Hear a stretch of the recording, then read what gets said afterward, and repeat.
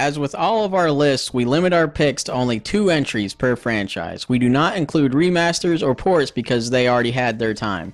However, remakes are fair game. DLC will be discussed if available, but will not influence slot placement. Also, if we have not played a game, we can't evaluate it fairly, so if we left out your favorite game, that's probably why. The year 2000 was promised to be the future in movies, TV shows, everything leading up to that year. And when it finally arrived, it did not feel like the future until the arrival of the PlayStation 2. Just launched everything into the future. The gaming industry has not felt a release of this magnitude since. It's the best-selling console of all time to date. Yeah. And it was just remarkable and incredible. This is one of our hardest lists to make. I mean, we are going to have honorable mentions for the first time because we had a 6-way tie for 9th place. That's how you know how hard it was to make the top 10 list. But here we're just going to mention the honorable mentions real quick because they are just worth mentioning. Mobile Suit Gundam Federation vs. Zeon was an incredible Mobile Suit game. When all we had were 2D fighters, this brought it in a whole other direction and actually gave it a good, worthwhile story. Also, with Mobile Suits, we have Armored Core 3, this awesome, intricate robot game. You could customize your robot from legs to, bolts and stuff in it. It was very intricate. If you stuck with it to get good at it, it was well worth it. Chaos Legion was an amazing game. It was basically a Devil May Cry clone with summons, but it took the gameplay in a totally different direction. A very underrepresented genre in video games were westerns, and Gun filled that void for us until Red Dead Redemption came out. It was really fun. It was a very fun western cowboy game. And I know Red Dead Revolver existed, but I like Gun better. So that is our honorable mention.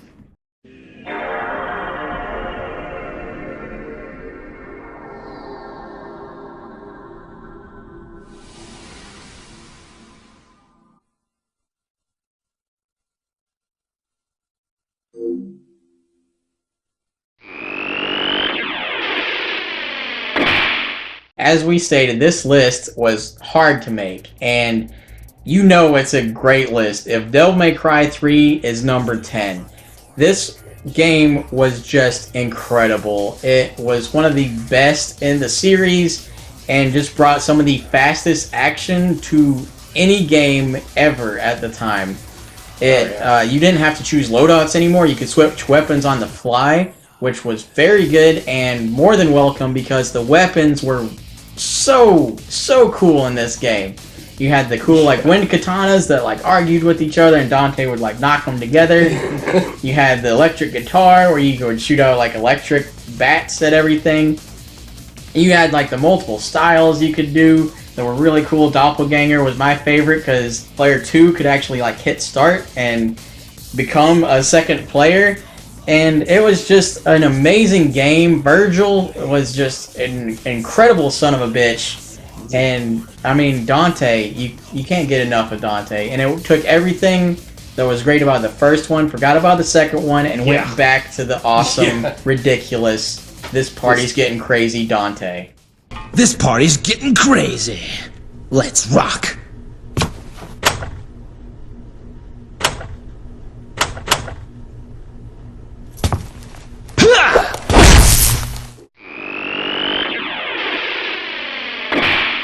Howling in at number 9, we have the wolf goddess herself, Okami Amaterasu.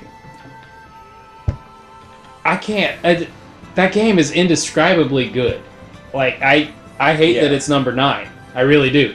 It might be the most remade game of all time. Yeah, but one just came out. It's been remade a whole bunch because I don't think it sold very well for some reason. Not initially, no. But now it's got such a cult following.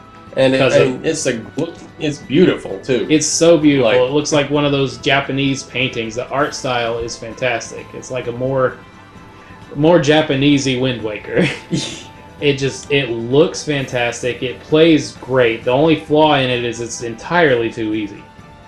But just Okami is fantastic. If you have not played Okami, go pick up Okami HD.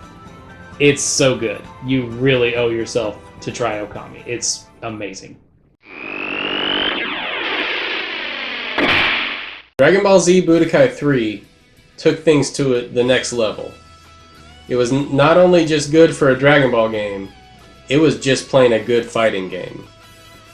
Like, it did so many things right. That game was so awesome. Like, you had the overworld flying, which was cool. That was one of my favorite parts, Yeah, honestly. exploring the overworld.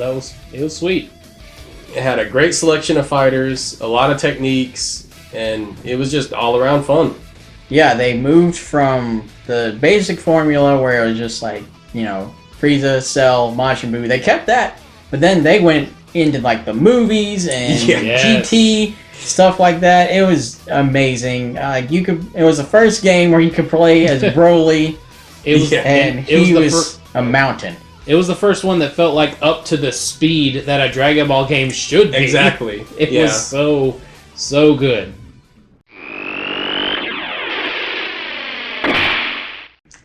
Kratos began his crusade in God of War, and it was fantastic. But the continuation of that crusade, God of War 2, is in our opinion the superior game. He wasn't just satisfied killing every Greek mythological creature that exists. This time he's after all the gods, namely Zeus himself. The rest were kind of just collateral damage. It was so much more smooth than the first one. Everything played smoother. The bosses were better. In most cases. He killed so many more ridiculous things. And the weirdest part about it is Kratos went from dickish anti-hero to straight up the villain in God of War 2. He did so many unforgivable, questionably, just bad, horrible things, and it made you feel awesome for doing it. And it was just completely ridiculous. It took Kratos from a really good, like, action hero character to just being this unstoppable force of rage and destruction.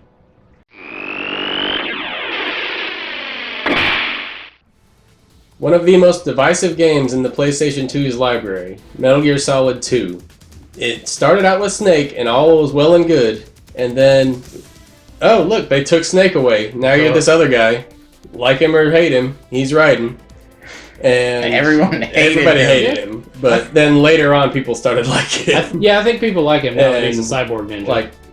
I liked him in the game. Yeah, I thought he was awesome. Yeah, he was cool. He just took some getting used to. He's just not Snake. Yeah. No. And, like, the plot was insane. It's still insane. Like, I still don't get it. And then there were so many plot twists throughout. The gameplay was just fluid and spot on.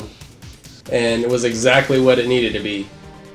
Yeah, especially going from Metal Gear Solid 1 on the PlayStation 1 to this. Yeah. It was a huge step up, gameplay-wise.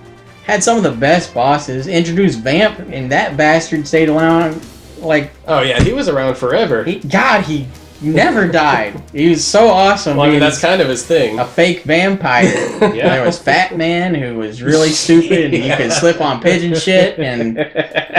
Just fat guy on roller skates. Not to mention the naked cartwheeling. Yeah, that was the highlight of it. It's got everything, like Fishin' Mailed, Lolly Lee Lay Low. I need scissors. 61!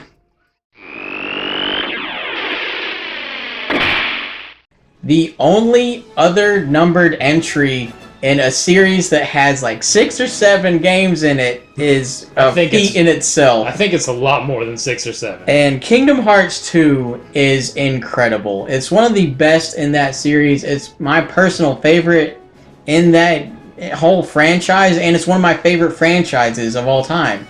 Kingdom Hearts mixes Disney and Square Enix like properties, and it just doesn't seem like it would mix well, but boy howdy does it. And they just come together perfectly. You go from world to world doing God knows what to the Heartless. They introduce the Nobodies, and it brings in this whole other convoluted everything, and it's like super confusing. And the action got nuts. Yeah, The action got way better than the first one, but they did introduce the like mission type styles that kind of mess up the flow of the game. But overall, Kingdom Hearts 2 is just phenomenal. It's more the fun Disney Square action you've come to love, but with more worlds and more action and more confusion, most importantly, because that was the entire tipping point for everything confusing that ever happened in that game. Yeah. One of the best franchises in gaming, at least well known, is Final Fantasy. And Final Fantasy X was the standout on the PlayStation 2. We hadn't had a good Final Fantasy game in a lot of people's eyes since 7. And then, because a lot of people didn't care for 8 that much. I loved Final Fantasy 9, but it wasn't as well received as 7. It was overlooked. But once 10 came out, anybody who liked Final Fantasy got it, loved it. Anyone who was mildly interested in fantasy got it and loved it. It introduced voice acting to lukewarm acclaim. The voice acting isn't always the best, but it is there. And it gave us friggin' Auron. Auron is amazing. Yeah. Kimahri is a silent badass that he takes a bit of getting used to. Well, he's a giant blue monster cat. He's awesome. The sphere grid system, love it or hate it, I loved it. I thought it was very intricate, and ultimately you can make any character into any other character. You don't have to stay on this certain path. You can eventually, give Kimahri all of Tidus's time mage abilities and stuff like that. It was very cool. The voice acting was at best. The story was very, very well told, and Blitzball was fun as ever. Yeah. And it was the best looking game that had come out at that time. Yeah, it was really good looking. The cutscenes are amazing. People didn't even think games could look that good. But some cutscenes aren't amazing and are just full of awkward everything.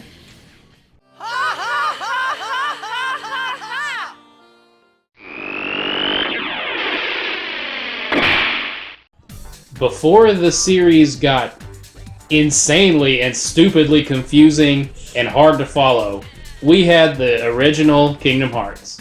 The plot was decent enough to keep you going, but it wasn't like Kingdom Hearts 2 where it was there's alternates of everybody, and then 355 and a half days. What the hell's even going on in this series anymore? No one knows. The creator doesn't know.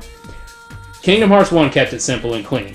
Yeah. It's it was such a breath of fresh air when it came out, because nothing. There wasn't an action RPG like it. Really. Yeah. There still really isn't. I mean, Square and Disney crossing over, like you said earlier, mixes like oil and vinegar. But when you shake that shit up, it makes for a damn good dressing.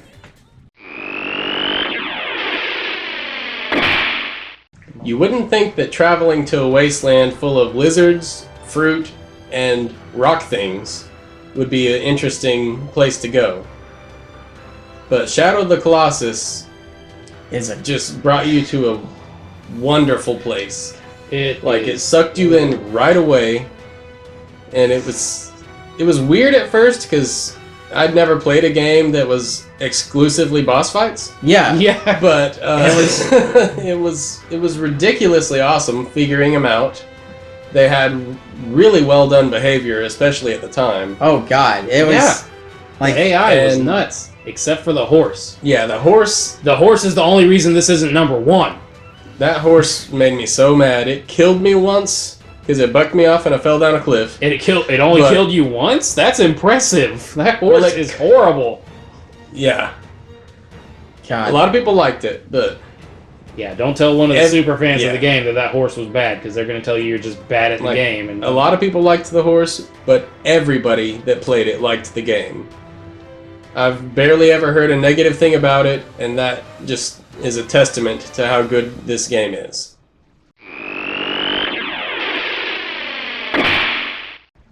It's a little weird that one of the best games in a franchise features eating, and the absolute worst game that came out this year in the franchise features eating as a main point. But Metal Gear Solid 3 did it right. Yeah. Metal Gear Solid 3 did Metal Gear Survival correctly, and it was amazing. Everything about Metal Gear Solid 3 is awesome. The jungle locale, it got a little boring sometimes, but it's less boring than a warehouse. Yeah. I mean, sneaking around a bunch of tanks and silver-plated floors and all that, and just nothing but great. But the jungle made a very interesting setting. It gave you less wildlife. Yeah, wildlife. It kind of gave you less and more places to hide at the same time. Yeah. The camo system was really, really cool. I didn't use it that much because I got annoyed with it. Oh, I used it all the time. I did too. I would get the one that would give me like good enough coverage, but I didn't feel like searching through all of them. But the eating system to gain stamina was fantastic, and just watch a snake chow down on a fish or a snake or anything, just like biting straight into it. Don't even cook it. It was just great. I always thought it was funny when he was just like takes a bite and he's just like, oh, rotten, but he still ate it. And it gave us, while I despise prequels generally, it gave us one of the best stories in Metal Gear history. Big Boss is just as badass as Snake, but he didn't need enhancements to be so. And it gave us one of the most emotionally roller coastery, insane plots in any game ever. But at least it still made sense. The plot made more sense in Metal Gear Solid 2's than anything else.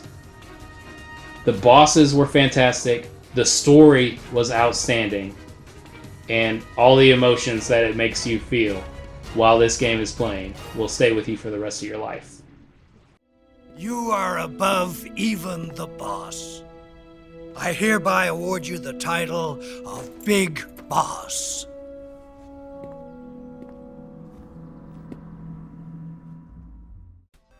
Hey, thanks for watching. Did you like the video? Why don't you hit that like and subscribe button? It really helps us grow the channel. And don't forget to ring that bell to join our notification squad. Also, you can follow us on Facebook, Twitter, and Instagram. I put the links in the description just to make it easier for you to get to. And we will catch you next time for the next video from the Bro Trio.